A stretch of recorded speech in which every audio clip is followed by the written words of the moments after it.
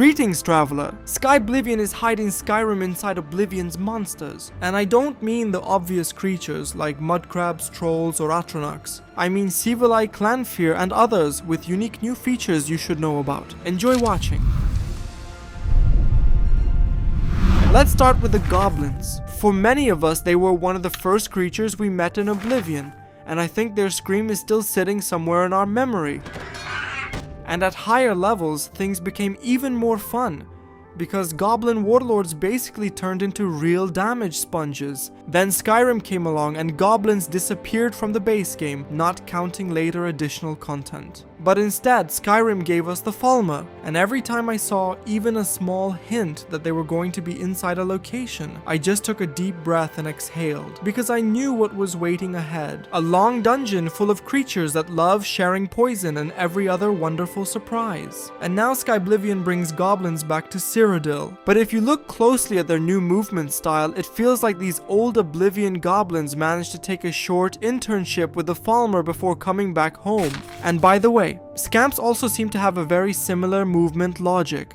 Next, we have two Daedric creatures from Oblivion. I think many of you remember Clanfear as fast enemies that could actually catch up to you and hit hard enough to throw off your rhythm in melee combat. And then there was the Daedroth. It loved throwing fireballs and had a huge amount of health to get through. Then Skyrim came along, and instead of these kinds of Daedra, we got something completely different, but still very recognizable in terms of the raw physical aggression. The werewolf. The roar, the power attacks that could send enemies flying, and even feeding on bodies to keep beast form going. And now in Skyblivion, if you look closely at Clanfear and especially at Daedroth, you can feel some of that Skyrim werewolf style movement in certain moments. Clanfear seems to take a small part of it, but Daedroth inherits much more.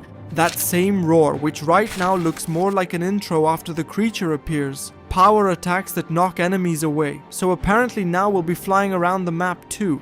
And the fireballs are still here as well. Only now Daedroth launches them from its mouth, and when the projectile hits something, it creates an explosion. And yes, the feeding animation also seems to be present.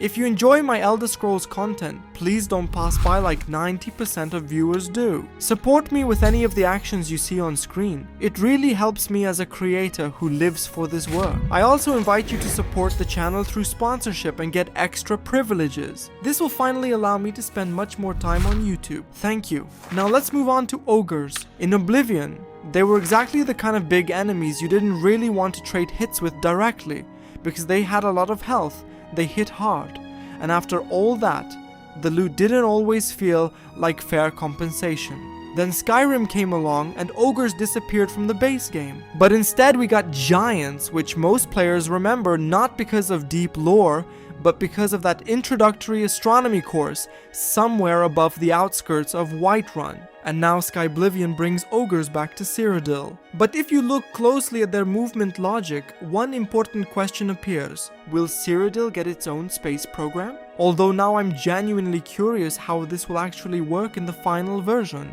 Because in the trailer we can see an ogre with a club that looks very similar to a Skyrim Giants club. But in the developer gameplay footage, the ogres appear to be unarmed. And interestingly, this giant-like influence can be seen not only in ogres. In some footage, the Skyblivion Minotaur also stands and holds a two-handed weapon with a very similar heavy body language. So maybe Skyrim's giant body language in Skyblivion didn't go to just one monster, but to a whole category of big guys you probably shouldn't argue with in close combat. Now let's move on to the Ayleid Lich. In Oblivion, we remember leashes as powerful undead mages that could make you run around the room for longer than you wanted. Then Skyrim came along and gave us dragon priests. And honestly, the situation didn't change that much.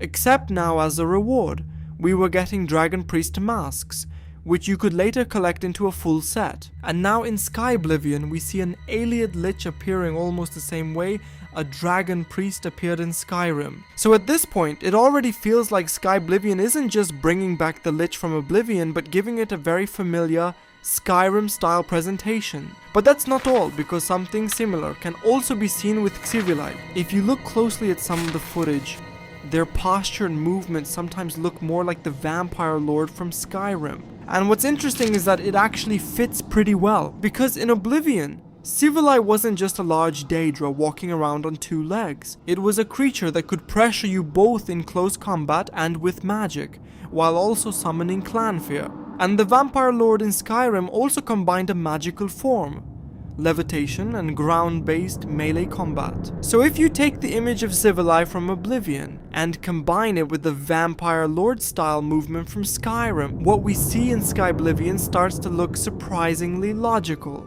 That's it for today. Thanks for watching. Don't forget to like and subscribe if you enjoyed the video. And I'll also remind you once again about channel sponsorship, because this kind of support genuinely means a lot to me. I hope you'll join me in another one of my videos.